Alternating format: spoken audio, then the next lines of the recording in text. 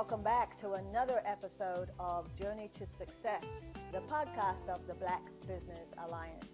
I am here today with the one and only Mr. James Nicholas, and we've spent some time talking over several subjects in the last several weeks, Jim, but I would like to spend some time with you today really starting to lay the foundation for a startup business, somebody who's launching a business, to really be able to kind of demystify some of the strategies that are necessary to start with clarity and purpose. Okay. So how are you today?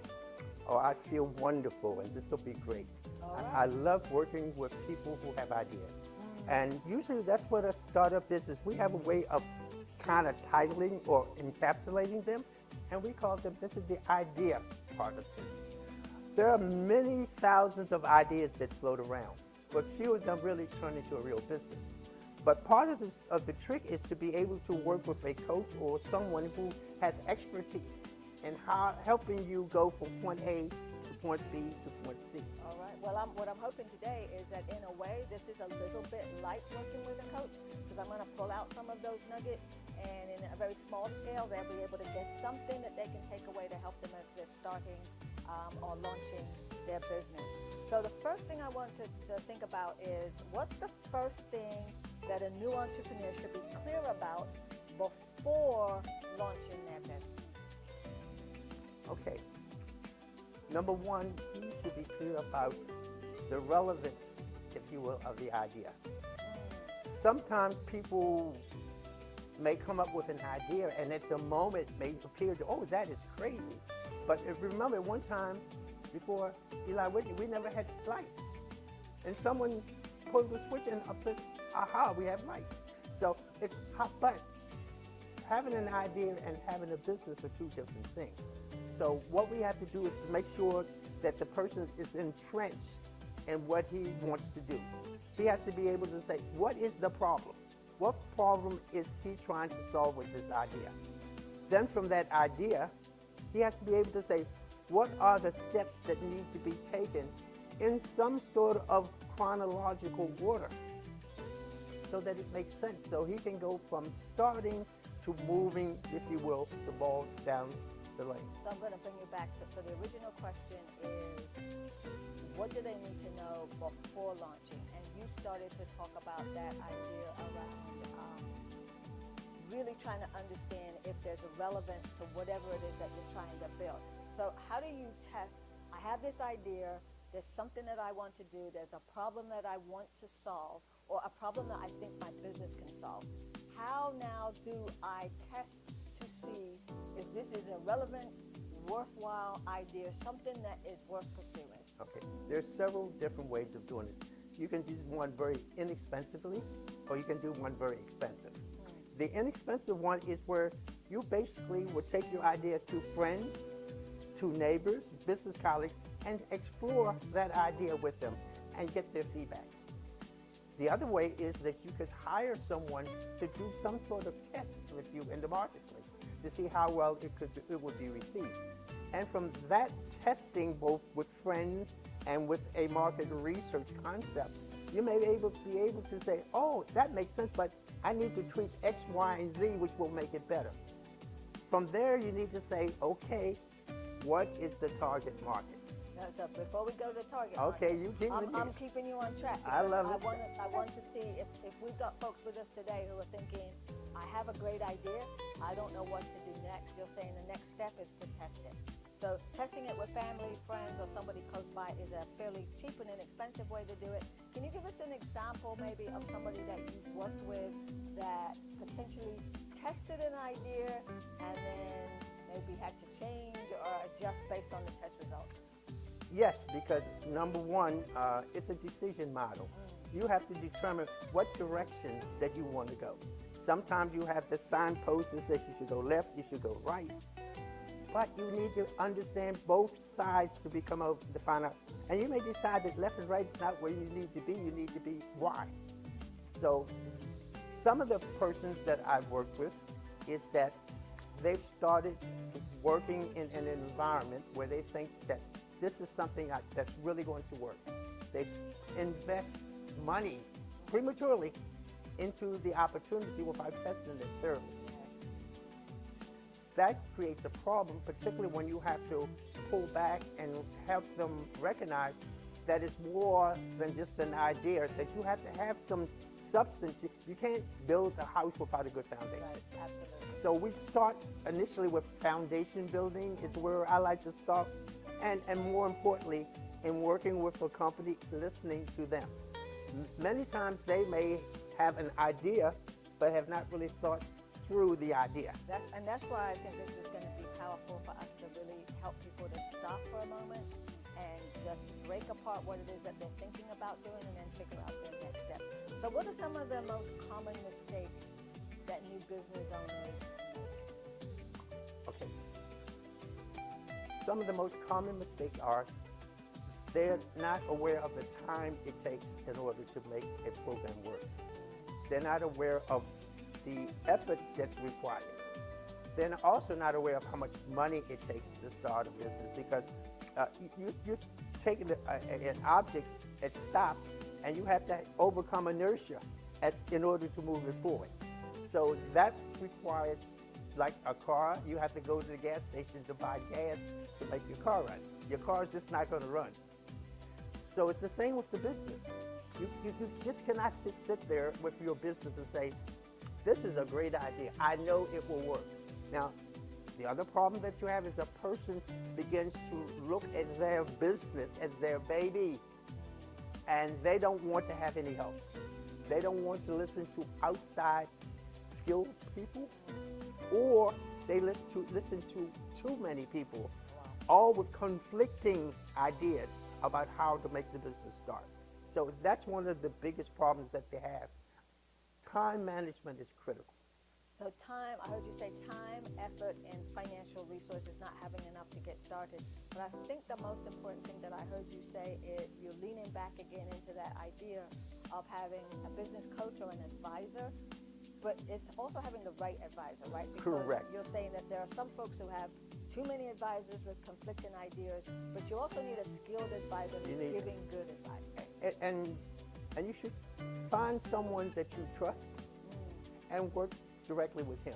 And then put a cocoon around you away from all these other people who they find out, and all of a sudden you're going to be bombarded with, hey, you should try X, Y, and Z, and they've never done it themselves. Yeah, and inevitably you're being drawn left, right, and all over the place. And then all of a sudden, yes, and that really presents a problem, particularly for a person, because number one, a person who's done this for the first time, now, there's a difference between a person that's starting a business multiple times versus the first. So let's just talk about the first time.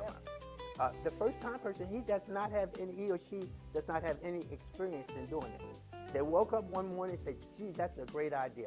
This needs to be done. I think I have a solution to a problem.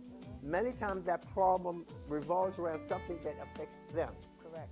Not necessarily affects a multitude of people. So now they're coming up with a solution to help themselves, and hopefully that will multiply. Hopefully that will multiply across the universe. Right. But without recognizing that the universe is not, it's multi-layered. It's not a one party, one people. So you have to recognize all the different elements that you have to do to make your product. And that's why you have to test. Yeah, absolutely. I want to push in a little bit more to what you said about not understanding the time and the effort that it takes as you're launching this business. And I think that neatly brings us around to the business plan, which I know is one of your subjects and one of my favorite subjects that we're always talking about. Why is it important for a business launching to have something written down, to have a business plan? What's the purpose? Number one, the only way that you're able to evaluate the success or failure of what you've done is by having something written where you have stated goals, objectives, and be able to put it in a financial equation that will determine how much money you need, how well the business is going to do, and what time it's going to take from you. So from a business standpoint, it's that having a written document. I've spoken with a lot of people that I don't need a business plan, I have it all up here. I said, that's good, but I can't measure up here. So if you go to the bank, are you going to say, hey, here's my business plan, it's right here. I don't care how great you are, how smart you think you may be, if it's not written down. It's only when it's written down that you begin to see where the weaknesses are in your ability to process what you're trying to do. So again, that problem that you thought you knew, when you write it down, it's not the same as how you articulated it. Yeah. So your solution then has changed.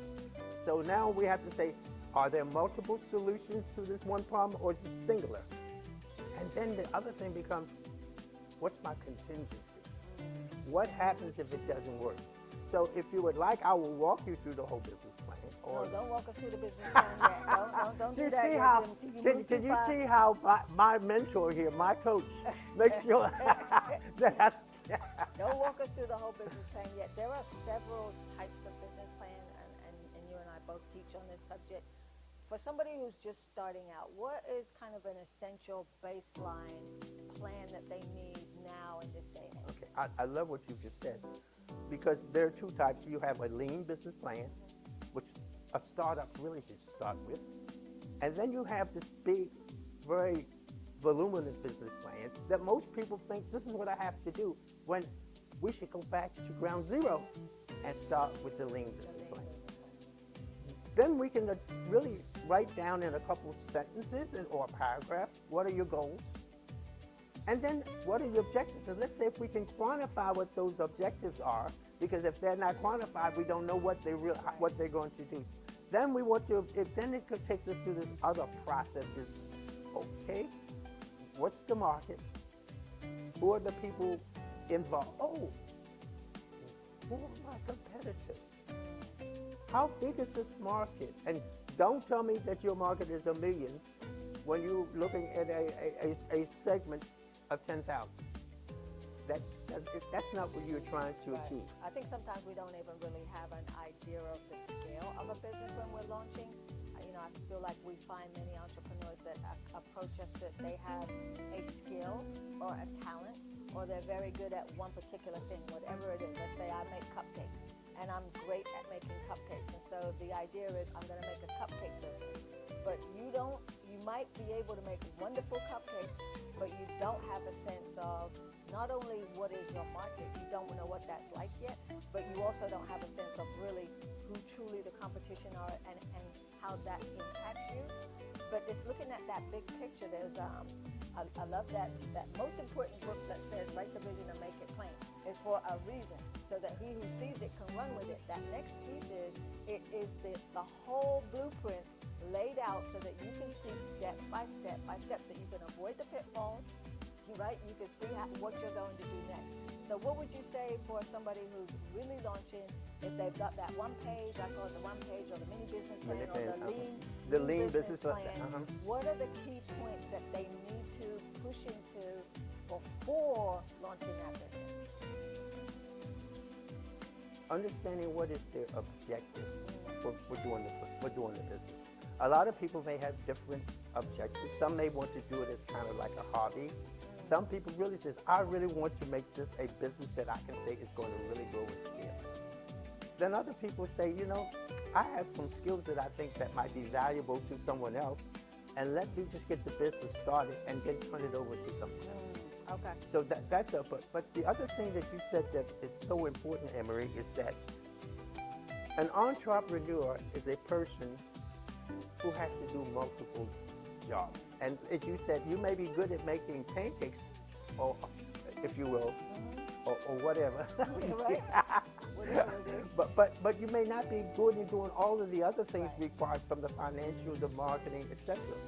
And moreover, even though you be able to make pancakes that for a small group of people, you may not have the ability to expand to a larger market. Yes. And so that's where you really have to have an opportunity to work with someone who has done it before, because you're still at the point where I don't have enough money yet where I can hire someone to work, but there are ways in which you can work with and through others in order to make it happen. Absolutely. I hope that answers. No, that absolutely helps. I was thinking to myself, so I used to have a small cupcake business, and I got an order to actually supply a bakery with cheesecakes. I make amazing cheesecakes, but that step from making a couple of cheesecakes for family members to scaling to produce for a bakery, for their bakery business, was a real challenge. But some of those things were not laid out in the plan, right? Understanding that you needed more help, you needed more money to put in so you had more supplies, like those kinds of things. That's why a business plan is important. Sure. Understanding the working capital, how much money Yes. is required to run the business. Yes. You may have solved the problem you have a solution. Now, how do we operate a business to make it real? And so Yeah. the things that you said are right on point. And I'm sorry if I called your your cupcakes. Cupcakes, pancakes. It's all right. I'm not taking it personally. They might have looked like pancakes. They were meant to be cupcakes. So I'm going to shift to Spice, please. Can you help us to understand the difference? What's the role of mindset versus mechanics in a successful startup? Mindset versus mechanics. Okay. Mechanics is something that's pretty structured. You can go and say, this is A, B, C. A mindset is your ability to think in a different layer, if you are able to position your mind in a way that you can see before there are problems that occur. You're able to overcome things that are negatives that are, and also at the same time be prepared to move forward. So you're thinking things at a much layer level. It's like the old concept of checkers versus playing chess. So that to me is a mindset. It's where your brain over time or through help, you become inculcated in a way with a learning process. The other thing is just something you can read out of a book, ABC. Yeah. I think both mindset and mechanics are crucial pieces of starting a business. Talk me through what is the mindset necessary to launch a business as an entrepreneur today, and then I'm going to come back and start to think about but what are also the mechanics that are necessary. Okay. So touch on what the mindset is that's necessary. Okay, the mindset is the ability to work in a changing environment. You have to be able to recognize that you're not going to wake up in the morning and the things today is going to be the same as they were yesterday, number one. So you have to have the flexibility, if you will, the ability to look at something and make a shift here. You can't be so stoic, if you will, that everything has to go along that path. Your path is one of versatility, one of patience of learning every day. So an entrepreneur is learning something every day. He's not doing the same A, B. It's not, if you will, a production line. So that's what his mind is. He's got a mind that's now being trained. He's training his mind now to be able to work in different environments. That could be economic, it could be geographical, it could be working with people, because that's another thing that you have to be addressed. There are some people who can work well, but they can't work with others. And if you have a business that you're starting up that depends on working with outsiders, or people giving you advice that you reject, then that's going to cause a problem for your business. And if it doesn't fail initially, it will eventually. So I'm going to tap into this idea of self-assessment. Having an honest look at yourself when you're starting a business is crucial, because I think some of the things you said are so important. That flexibility, if you're not a person who can thrive in flexibility, who can thrive in change, who can adjust in change, entrepreneurship might not be the place for you, right? And then also, if you're not a people person, I'm not saying it's not about a bubbly personality, but if you're not willing to engage and communicate with people, you're the salesperson, you're the marketing person, especially in the startup of your business, that you need to be able to communicate clearly what your vision is. You have to be able to take a good look at who you are as a person, what your mindset is, and then if there are deficits, make plans to address those deficits. Love it, because what you just said is my concept of the mirror. If you look in that mirror, you see yourself. You can't change what you see in the mirror. Yes. A lot of times you can look at what you think your positives are versus your negatives, and you ask people what, and the negatives always are offset by all these positives, and you can look at the person right away and see that that's not the way it goes. Right. Sometimes they're apparent, and sometimes they're not so apparent. So one of the concepts here is that know yourself, be true to yourself, be honest. And that's why I like the mirror, because the mirror does not tell stories. It does not lie to you. When you get that reflection coming back to you, Exactly. it's what you see is what you get, as they say in air quotes. I love that. I'm going to add one more piece to that I think should be spoken about, and that's this idea of trust. And it plays back in with what you said about having some business advice or having an advisor, but if you're not willing to take that advice, can you talk a little bit about trust and what that means as a business owner and coming into business? There are several levels of trust. Number one, you have to be able to trust or be comfortable. I like to use the word comfortable many times. It's still trust, but being comfortable in working with a person. The fact is, and that you're not only going to accept trust, but you're going to give trust to other people. So it's a two-way street. It's a two-way street. So we have documents, NDAs, and all that to protect ourselves because of lack of trust. So we've spent many hours, years, develop a proprietary activity. It does not necessarily have to be a product, but an activity or product. And we want to make sure that we benefit from it, that our families benefit from it, or we can share it openly with someone that we trust, that we feel that they have provided value. They provided value to what we've done. So, as I said, there are different levels of trust. There's the operational trust. And then there's the trust is, how do you manage and control your business as a leader? The other trust here is, is the person with whom I work or an outside group trustworthy enough that I can give them some part or some equity in my business. And for the small company that's starting a startup, I don't want to get past Startup. that they think that their product is something that this is their baby that they have developed, and no one else can treat their baby as well as they have done it. So ergo, no one else can get near that baby except them. And so that creates a problem, because down the road, you're going to have to figure out to grow.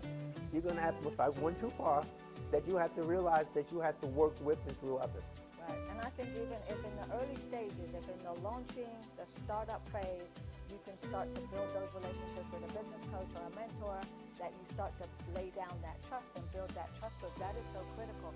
I think some of the businesses that we've worked with in the early stage or even later, they're not necessarily giving enough information. So like understanding the financials, they're not sharing where the challenges are. Understanding the product, they're holding back kind of a piece of the secret because they don't trust and they don't want to share it. The issue is that as a mentor or a coach, we can't really provide a real true advice if we're not getting all the information and we don't see the whole picture. So it's important from the beginning to start to establish those trusting relationships. And that's very important. And also recognizing that an idea is a business. There are people in the idea business. All they do is develop ideas and sell off that. So that's their business. They're coming up with 1,000 ideas. Yeah. And then they sell these ideas with their hope that one of them is going to really get big. This is a little something like the multi-speed wiper on your car. Someone came up with that multi-speed and has made a fortune. Right. Never made one. Sold it to the car. Yeah. They sold the idea. That's a good one. All right. So I'm going to switch gears for just a moment and have you think about what's your take on the fail fast culture, the kind of startup culture that's happening. Is that helpful or harmful? Okay, could you explain a little bit better what the fail fast? The fail fast is kind of an idea that people are talking about and thinking about, which is you jump in, you try everything, you throw everything at the wall, and if you fail fast, it's okay because you can get up and just keep moving. what's your thoughts about a fail fast type of startup culture? We went through a phase at one point where used to call a lot of people 3-minute managers. It's sort of like a fail fast that you're saying. I believe that you have to give an opportunity, a project, a product, a company an opportunity to see whether it's going to be able to be successful. And many times you can cut off an idea or growth of someone too soon. So now I've said, oh, you're a failure. No, you're not a failure. You've never given me the opportunity to let everything grow. And that's the important thing. There are different timetables for each product. Some products you can see very quickly they're going to turn. And then you have another situation where a product will run out the door fast and do well, and then all of a sudden, because they have not thought through what's coming down the road, it fails because now there are competitive products, if you will, or new products that have come up. That's taken from it. Yeah, I think what you're saying is perfect in that there's also failure is a part of learning. Part of a learning. And part of growth, right? So there will inevitably be some level of failure. That's not what necessarily closes you. It's also that mindset piece, but understanding that failure is a learning tool to help in the business. Well, as a professor, I used to tell my kids, don't worry about getting 100. The questions that you didn't get right are the most important ones, because that shows that there is something that we did not handle correctly or you did not understand. Right. So I always say that as you said, I don't like to call it failure necessarily. It's something that did not meet the norm. Right. Because that's from a standpoint, because failure is pejorative, and I don't like it. Well, I mean, we could think about it as looking at dealing with challenges, obstacles that come up. I feel like no matter what the language is, right, everybody's got different language for it. There are things that happen in your business that it's important for you to stop and look and see how do we learn and grow. And what's the next step? Yeah, and what's the next step? Perfect. So what advice do you give to folks who are thinking about how to choose the right people to build their team as they're in their early stages of their business? That's really a good question. Number one is part of you having the skill, if you will, to be able to evaluate. What is the relationship? Can you see that there's going to be harmony? Because I don't care how proficient your work is. If it's going to be one where you're going to constantly be engaged in negative behavior, then it's going to cause a problem for you as well as for that person. You want to be able to say, what is the skill level? We're not talking about giving them a test, but we can talk to them in such a way to see what is their knowledge of that particular area, whether it's a product, market, or math, or accounting. What is it? Are you a person that is really good at looking at financial statements and projections? Because as a startup, you have to project where the business is going to be, not only this year, over the next 5 years, because that's all part of your business plan, as we discussed earlier. Right. So I think it's the personality. Is this a person that's a people person? If you are a person, you don't have to be gregarious, but you should be able to show that there is that you have feelings. Absolutely. That there are things in your body that could happen, so that you can together laugh at a quote-unquote problem as you solve it. I would say, too, I'm going to bring you back again to that foundational. I feel like the foundational piece has been the business plan, right? Because it's an essential tool to get things going. But when you do that self-assessment and when you look at kind of what are my skills and levels of expertise and then where am I lacking, that next person, first of all, can be different from you in your business than me, right? So for somebody who's in whatever it might be the cupcake business, that next person who comes onto the team might be the person who's doing the marketing or the social media, and it could be a consultant or a VA to help. For somebody else in a different type of business, the next person to come on might be somebody who's more invested in the financial end of the business. It depends on the business. It depends on your next steps in your plan. But it's important, if you don't have that plan laid out, your next move will probably not work for you if you don't have those things planned out. And I think the important thing that you just said, Anne-Marie, is the fact is that your plan should be a couple months ahead of where you are operationally. So you should be thinking about bringing on someone before you get and have to have a need. Absolutely, absolutely. And so the last question is, are there any kind of tools or resources that you would like to recommend for new founders, something for folks to think about as they're sitting there like, this is my idea, I'm almost ready to go, tell me what the nugget is. There are multiple things to do. Number one, there are organizations such as the Black Business Alliance who have trained coaches who, in fact, who already are entrepreneurs. So they've done it. So you know that when you speak with a coach, this is one that's been through the process. You have the government has multiple programs such as SCORE, SBDC, Small Business Development Centers. But many times we work in conjunction, or we being the Black Business Alliance, works in conjunction with these government organizations. You also have, sometimes the chambers may have resources, but they're not as strong as providing these particular skills as some of the other areas that I presented. Right. And I think the chambers are a great place for you to make connections and build relationships. Sometimes they don't have the resources that you need for an early stage startup. So thank you for reminding us about getting good advice, good coaching, and to take care of those resources. Jim, it's been a pleasure. Looking forward to the next session. Thank you. All right, you're welcome. Thank you for listening in today.